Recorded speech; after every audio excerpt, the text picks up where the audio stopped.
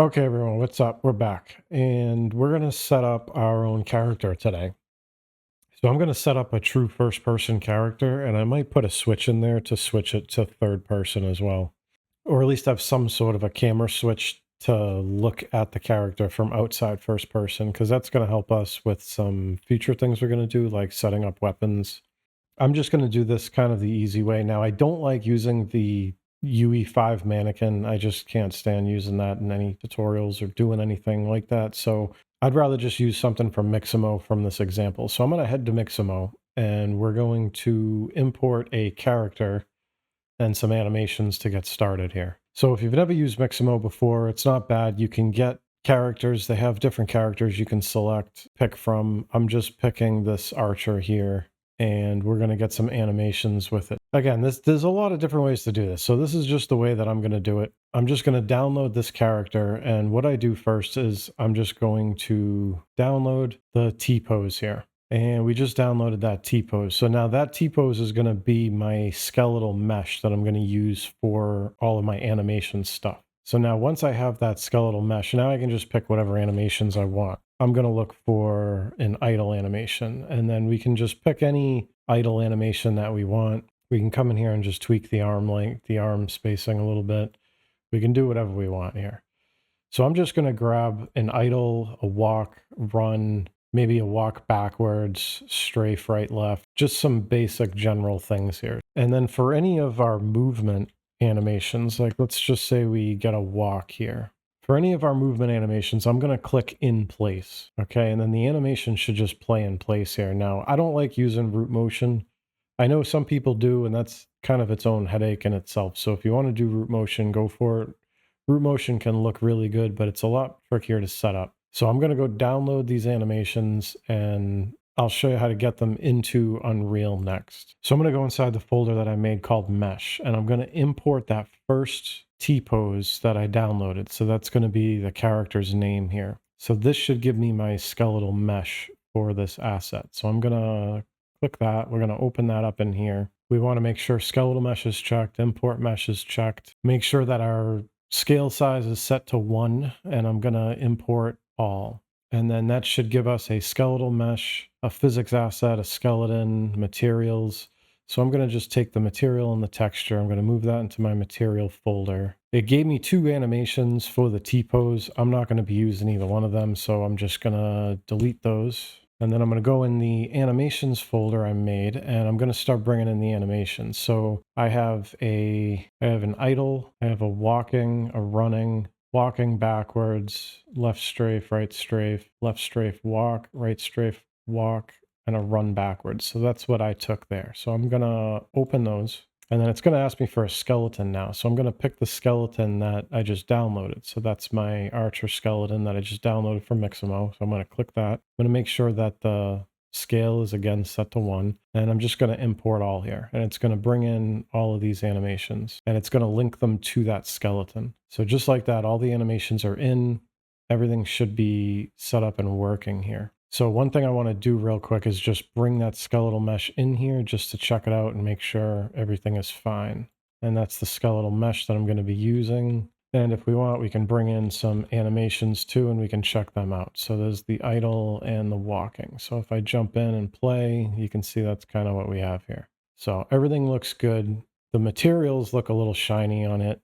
So I'm just going to fix that really quick and just see how everything is just kind of shiny here. So I'm just going to go into the material and I'm going to turn the specular off. I'm going to set that to 0. This should make it look better. I'm just going to apply, save that, and there we go. So that looks better.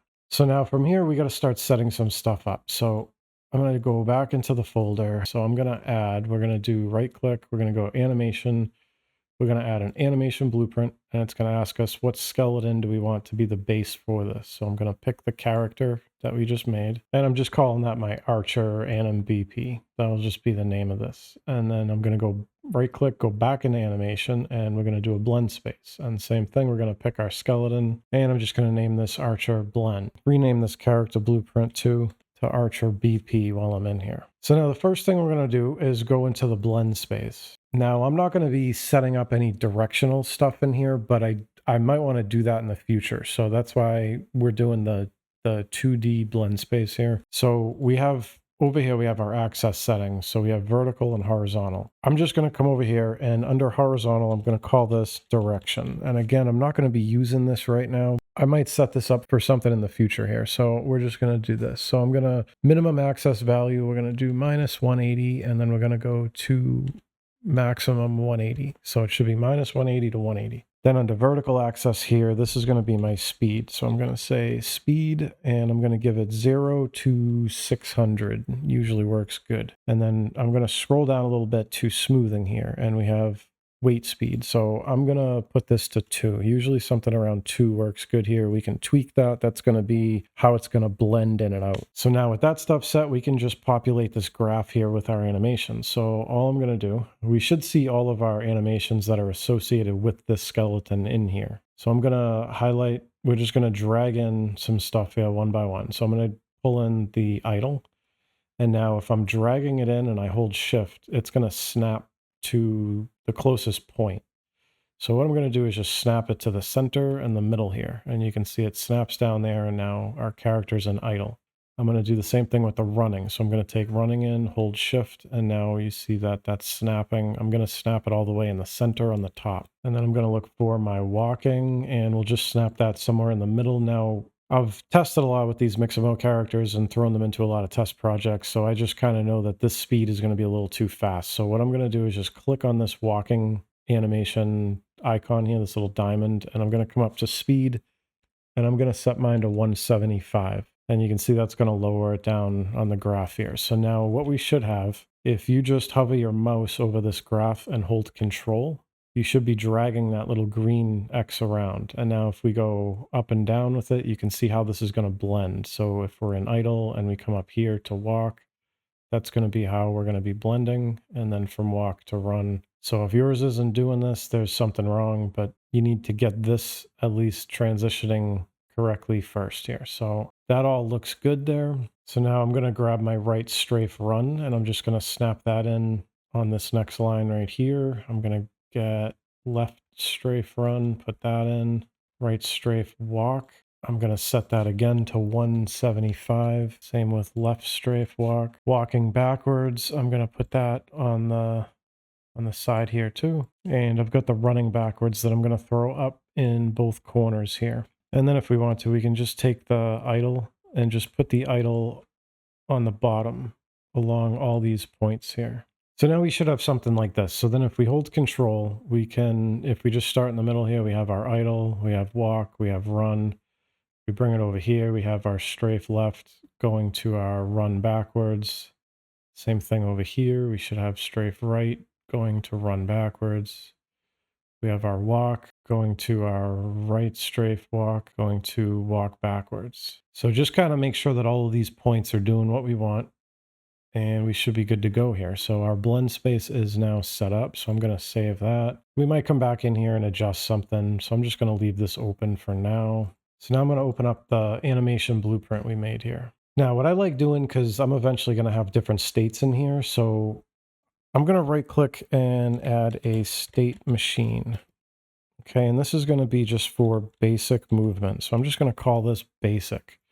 Now, instead of connecting this right up to here, what I'm going to do is just drag off and look for cache. It's new saved cache pose on the bottom there. And then we're going to name this basic as well. And the reason I do this is because if you hook this state machine up to your output pose, you can only use one of these. So what we can do here is we can cache it, which basically means like we can save it and use multiple instances of it. So as this whole animation blueprint gets more involved, we might be using this basic with a blend in a couple different spots. So this will let us use it multiple times if we need to. So it's just, I just think it's better just to be setting it up like this. So now we can call this basic pose here and use it instead of our main pose. So if I just type in use cache pose, you'll see that we have use cache pose basic. So now we can use multiple of these in our graph when we need to. So that's why I like just setting that up the way that I have it here.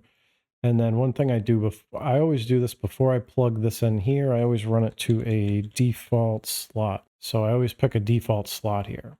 And the reason I do that is because you need a default slot to play any kind of an animation montage. So if you don't have a default slot, your montage won't play. So I always throw one in here. We can always tweak that down the road, but if I don't do it now, usually I'll forget and then I'll go to play a montage and it won't work. So I always throw that in. Now I'm going to open up this basic state machine here, and we have our entry here. So I'm just going to drag off, add a state, and we'll just call this our basic.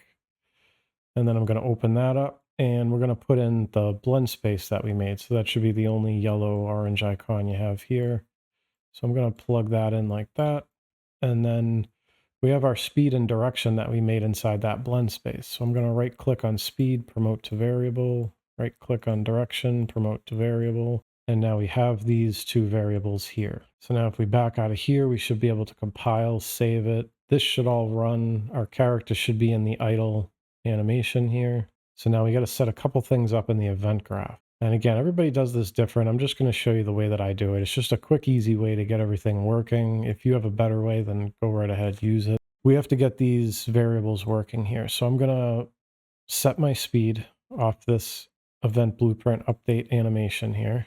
And then after that, I'm going to set my direction. And then off of the try get pawn owner, I'm going to drag out and do get velocity. And then I'm going to drag out from that and get a vector length. And then I can plug that vector length into my speed, and that will give me speed. And then from this try get pawn owner, I can drag out and do get actor rotation. And then from here, I can calculate direction. Now the calculate direction needs a velocity, so I can plug my velocity right into that like that, and then plug in our direction up here. So now again, we're not going to use direction right now, but I do just want to set it up while I'm doing this.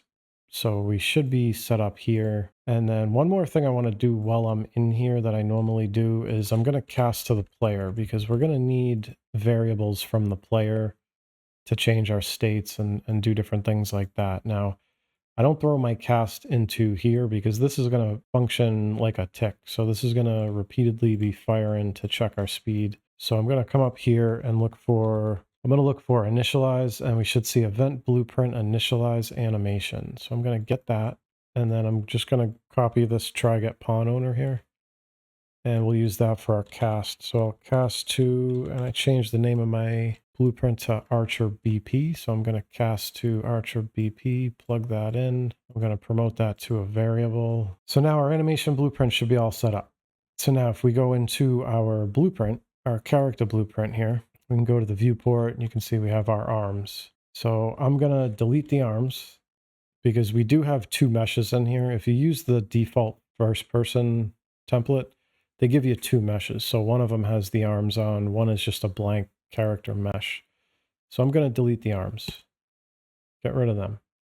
I'm going to just go into the character mesh here and we're going to pick our character. So here's my character here. And then I'm going to take the first person camera and I'm just going to drag and drop it on the mesh, just to parent it on the mesh. And then what I'm actually going to do is to select the camera and I'm going to go into the parent socket here and I'm just going to pick head. So now this camera is now attached to the head, or the head bone.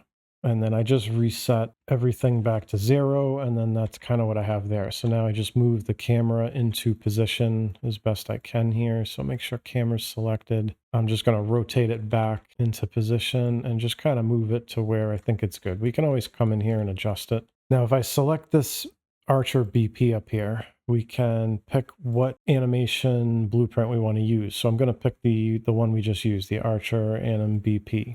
And then now you see the character goes into the idle. So we're doing that idle animation here. And all that looks fine. I just want to make sure that we're not going through the collider on the bottom, and we look fine there. We'll check it out. So let's see how that looks. I just want to throw this into the world real quick and just check it out. So if we throw our blueprint in, just see how our feet are looking here.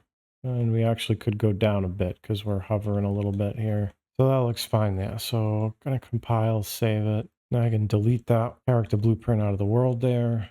And let's jump in and see what happens here. So if I jump in, we are true first person. I need to adjust that camera a little bit. We are walking in first person. We have our backwards walk. We have our walk right, walk left. And we can't sprint yet, so we're going to fix that. So now I'm just going to add a quick sprint to make sure that our running animations work. So I'm going to go to the event graph. I'm going to make an input action for this. So I'm going to go into the folder where the stock input actions are, and we'll just add a new one here. We'll go to input, input action. I'll make a sprint, and then we'll go into the data asset here, add a new mapping, pick our sprint, hit the keyboard. I'm going to do shift, and we'll save that. And then I'm just going to save what we have so far here.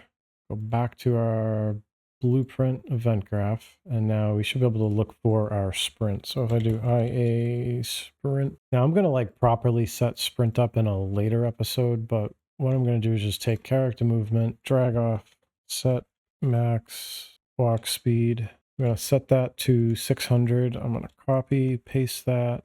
So this one will come off of started, and this one will come off completed. We're going to plug in the character movement to the target and set this one to 175. Let's see how that works here. So if we jump in, we're walking, we shift, and then we sprint.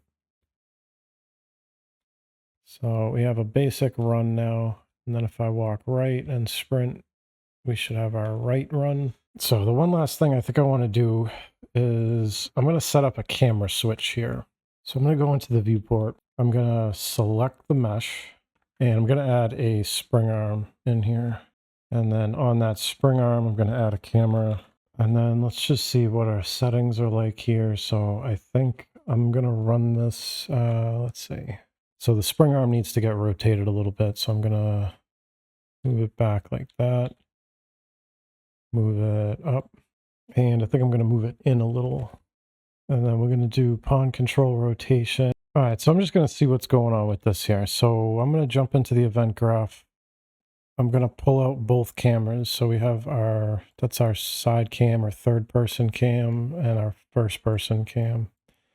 So I'm just going to do this on a keyboard press. So I'm going to do keyboard. I'll do the V key, and then I'm just going to do a flip flop. And this will just be to kind of test it here. So then coming off the camera, I can do a set active and then copy that, paste it. We need two more here. Plug our targets in. Okay, so when we press V, that's going to switch our camera. I want my new camera active and first person cam inactive. Then we press it again. I want my third person cam inactive and back to first person. So let's see if that works here. So we'll jump in, press V, and there we go. We got some sort of a camera here. And then we can press V, come back. I'm going to take that third person cam and shut off auto activate because I only want one camera active at a time. So that one will start off. My first person cam will start on, and then this will switch for us. So one thing I'm going to do is just select my spring arm here. I'm going to turn off inherit yaw. That's going to rotate it around. So I want it back where it was, but I'm turning off inherit yaw. So what that's going to do for me is it's going to give me the pitch controls I want so I can move the camera up, down, but I can rotate my character around.